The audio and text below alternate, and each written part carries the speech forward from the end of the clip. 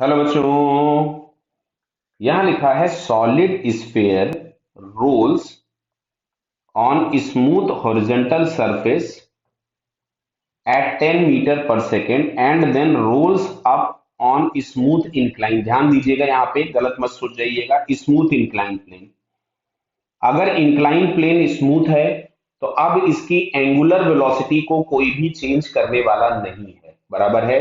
तो इसका केवल और केवल ट्रांसलेशनल वेलोसिटी और ट्रांसलेशनल एनर्जी में ही चेंजेस होंगे। क्लियर, आगे बढ़ते हैं। Of inclination 30 degree with the horizontal, the mass of sphere is 2 kg, find the height attend by the sphere before stops. Clear. तो देखो यहाँ पे मैं पहले इसका छोटा सा डायग्राम बना के आपको समझाता हूं। ये पहले स्मूथ सरफेस है। दिस स्मूथ सरफेस पर अगर ये सॉलिड स्फीयर रोल कर रहा है, क्लियर है, तो यहाँ पे इसके पास एक वेलोसिटी v होगी और ये एक इसके पास ओमेगा होगा।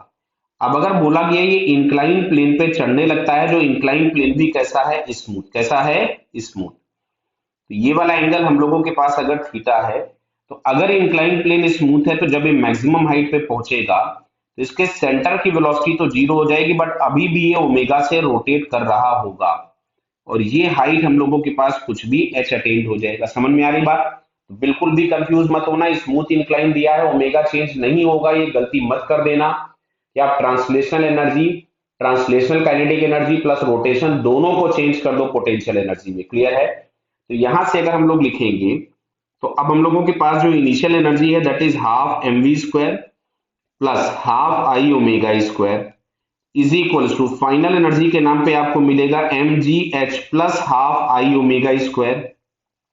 समझ में आ रहा बेटा? यहाँ पे हमने रेफरेंस ले लिया था, पोटेंशियल एनर्जी मैंने एमजीएच लिख दिया। ये दोनों टर्म्स कैंसिल हो जाएंगे क्योंकि पहले भी एनर्जी उतनी है, बाद में भी उतनी है। अच्छा, तो मैं यहां से लिखता हूं half m v square is equals to m g h. तो एम से एम भी कैंसिल हो जाएगा और वेलोसिटी हम लोगों को कितनी दी गई है, 10 मीटर पर सेकेंड। तो ये हम लोगों के पास आ रहा है 1/2, 10 × 10 लिख देता हूं और ये g की जगह मैंने लिखा 10 × s। तो एक 10 से 10 कैंसिल हो गया और 10/2 हम लोगों के पास आएगा 5 मीटर।